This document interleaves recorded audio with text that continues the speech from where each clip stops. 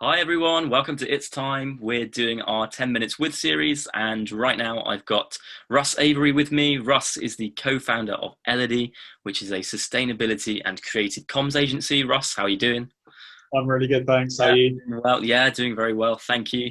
Obviously, as part of our kind of 10 Minutes With series, we're doing kind of quick fire interviews where we're going to spend a few minutes getting to know one of our amazing contributors for It's Time. So great to have you with us, Russ. Let's start off with a relatively easy one. Talk to me about your background. What kind of led you into doing what you do, becoming a sustainability marketer and consultant? Sure. So I'll give you the abridged version because I know we've only got 10 minutes. So I graduated with a degree in languages, which I have not ended up using. So there we go. There's a lesson in there somewhere for all the grads. But after doing temp jobs for a couple of years, I really took a step back and had to think about what I wanted to do for an actual career. And my brain just kept coming back to something to do with the environment. And there's a very simple reason for that, which is just that ever since I was a kid and old enough to remember, I've loved nature, the outdoors, the environment, and I'm sure it's a huge cliche because he's had such a huge effect on a lot of our lives. But watching David Attenborough programs, as a kid, definitely factored into that. And growing up in Scotland, surrounded by lovely nature, so I thought, right, I've got nothing to show for it in terms of academic qualifications, but I'm going to go out there and try and get a job in for a company who's trying to do something good for our planet. So all the CVs went out there. I've managed to get my foot in the door with a small ocean conservation charity called SeaWeb, which was great because that's where my journey started for me. And it was brilliant that it was in ocean conservation because that's another particular passion of mine. And the marketing piece came about purely by chance and luck. So this was back in 2010, so 10 years ago. Makes me feel old. But social media was just beginning to be used by companies and charities as a part of their marketing mix-up. And CWeb, was one of those companies that saw what was happening with Twitter, YouTube, etc. And as a kind of general administrator for the charity, I volunteered to start taking the lead on the social media stuff. Social media, I have got to thank for where I've ended up now because that's where my passion and curiosity for marketing more generally came from. And then I suppose in a really roundabout kind of way, my languages did actually come in useful eventually because obviously I was doing a lot of writing and I started blogging and stuff. So yeah, it's funny how things work out. So CWeb back in 2010 was my foot in the door, and then things just went up from there. And I then went on to work for two London-based corporate sustainability consultancies for 4 years and 2 years respectively. And then in 2018, I left to go solo and became the sustainability marketing guy. Nice. And in terms of, I guess, sustainability marketing, obviously you kind of touched on it there, but the what are the kind of themes that you work on with your clients? If you're getting someone in and you're helping them to be more sustainable and market that to the people they're trying to sell to or whatever, what kind of themes come through? What kind of issues and blockers do you get? Like, what kind of tips and tricks would you have for people that are looking to do something similar?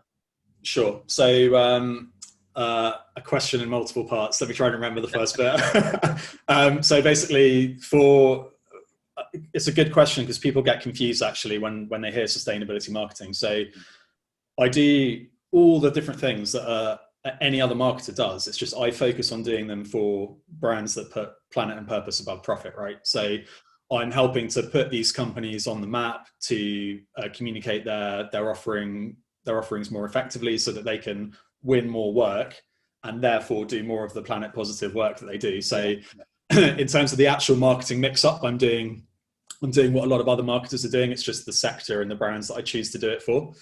In terms of tips and tricks, a lot of the basic principles apply, but I guess the thing that sustainable brands just have to do better is the storytelling piece to make the emotional connection, because they're often pushing products or services which are harder to accept for a lot of people because they haven't fully bought into the sustainability movement yet or the climate crisis and stuff. So and the other reason they're having to do that better is now because of greenwash. and the companies that say they're doing great things but aren't, because luckily it's a great thing, of course. In 2020, I would say the average consumer is now much more clued up on the climate crisis than they were 5-10 years ago. Things are happening quite quickly now, which is great.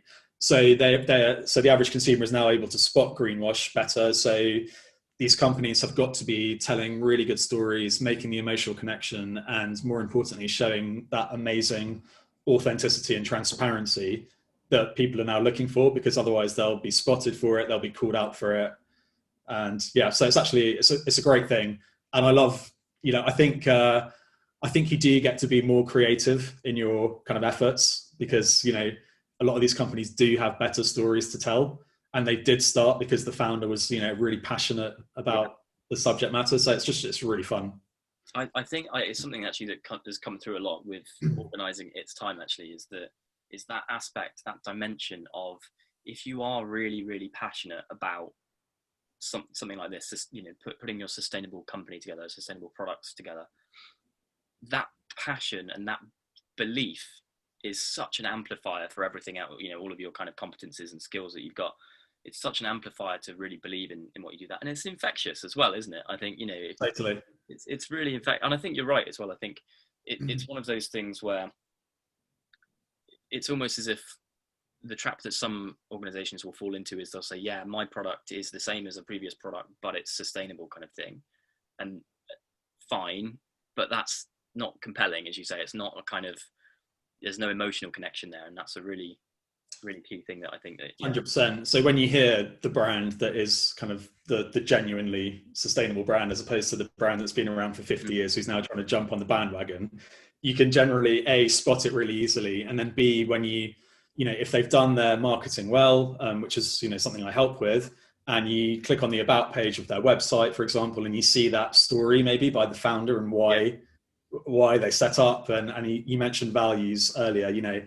I think when you are authentic and you set up a business specifically to do something good in the world, and you're putting purpose, planet, and people over profit, it just jumps off the page, and you buy into them and you love being a part of their story, and it makes you delve deeper, and then more often than not you might become a new customer, a new client. So I should have mentioned as well, actually, so I work specifically with other businesses, so I don't do a lot of consumer so B2C stuff. So I'm often working to help these companies sell services as opposed to products, right, which is I don't know, in some respects maybe easier, but in some respects maybe more difficult, because there's often a long sales cycle, obviously, compared to buying something that you've probably thought that you want, and so you go out and look for it.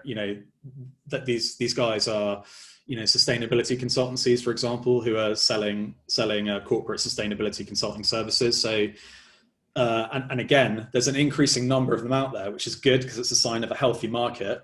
But when so many of them sell the same services, they've then got to differentiate themselves, and that all comes down to their personality and their story and their background, and how they're telling it. Yeah, exactly. And how they're telling it. Yeah, awesome. And kind of looping back around, I guess we've kind of just almost done that already. But in terms of looking at the work that you do, like what you do, what Russ Avery does, you're referred to as this serial eco-entrepreneur. Like, what are all your kind of various endeavors? Like, tell us about what it is that you do, because it is pretty varied, your work, isn't it? It is, yeah. So when I left my last full-time job in London back in March 2018, I just really got bitten by the entrepreneurial bug big time. So the first thing I did, I was just under the banner of Russ Avery Consulting Limited. I was just an independent marketing consultant for sustainable brands.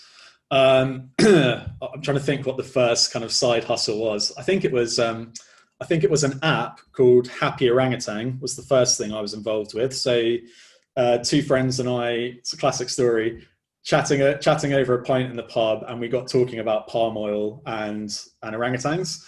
So we created an app which was using the past tense, because it's not around anymore, sadly. It's one of the ones that didn't talk about it, yeah, because I didn't have time to do it anymore. So it was an app where you could scan the barcodes of products, and it would tell you whether A had palm oil in it or not, and whether B it was certified sustainable palm oil or not. But you know, we got the app out there. It was amazing. It was available on Apple and Android, but we all had our day jobs, and that one didn't really go anywhere. Another thing I set up, which is still very much going, although it is a side hustle hobby kind of thing, is Renewability, which is a sustainable and ethical t-shirt company, which we use the T-Mill platform for. So a lot of people might know of the brand Rapa Nui. It's their platform. So you use their factory and supply chain, which is an amazing supply chain in terms of cotton use, and all the clothes can be sent back at the end of their life to be turned into new garments and stuff. And that taught me, just setting that up taught me loads about the fast fashion industry. And we now use Renewability as a vehicle to educate others on the perils of fast fashion and how bad it is for the environment, more than we do to actually sell t-shirts, because it just became a bit of a hobby. So that's been a fun thing, and it's helped with the wider personal brand side of things. And then finally, I guess Elodie came about because the work that I was doing for a German sustainability consultancy client of mine just came to me when I was over in Germany for a work trip in November 2019, 19, and asked if I was up for, you know, this new business idea that they had, which was a different kind of sustainability consultancy for brands that are just looking to get started on their journey, but blended with the creative communications and storytelling piece, which is where I came on board. And yeah, really delighted that that's now kind of fully up and running and is a thing, and can chat to you about one of our campaigns in a minute. Yeah, I mean, I was going to say you're as we record this, about to launch a campaign. Obviously, when this goes out, Yeah. it will have launched. Do you want to go straight into that, and we'll kind of segue into Oh yeah, thanks a lot. The new campaign is called Tackle the Crisis. So hashtag Tackle the Crisis. So as you might have guessed from the hashtag, it's a fully online social media campaign, and I would say this, but I just love it because the premise is so simple. But basically, guys, we are just trying to lift up the businesses and the individuals and the technologies that are doing some good in this world and are working towards tackling the climate crisis, whilst at the same time sharing positive environmental news stories in our social media feeds to help beat the increasing prevalence of climate anxiety, which is something I suffer from.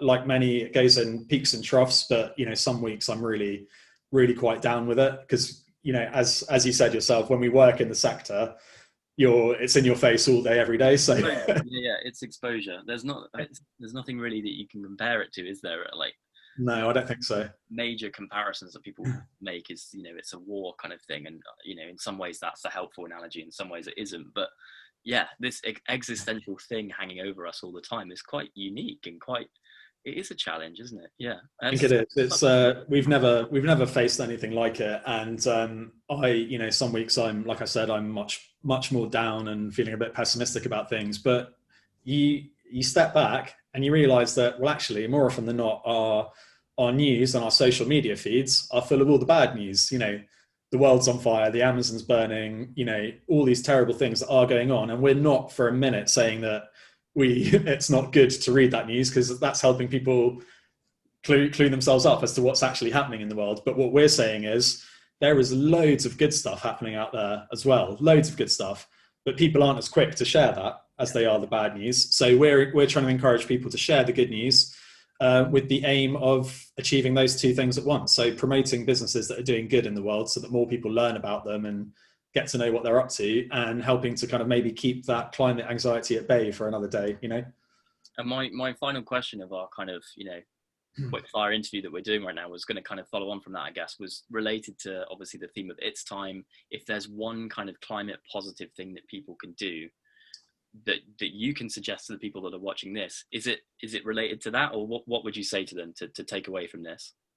Yeah, so it's as we discussed off air, it is really tricky because there are so many things that we could list. But yeah, I would say that if you want some optimism, then just remember how quickly nature can regenerate itself when it is just left alone by us horrible humans for a while, as we've seen in the time of COVID. I think people have begun to realise that actually, and we can all do something to help leave nature alone that little bit more every day by voting with our wallets. Because yes, we can vote in elections, and that's hugely important. But actually, a lot of the time we forget that we vote every single day with the things that we buy with our money.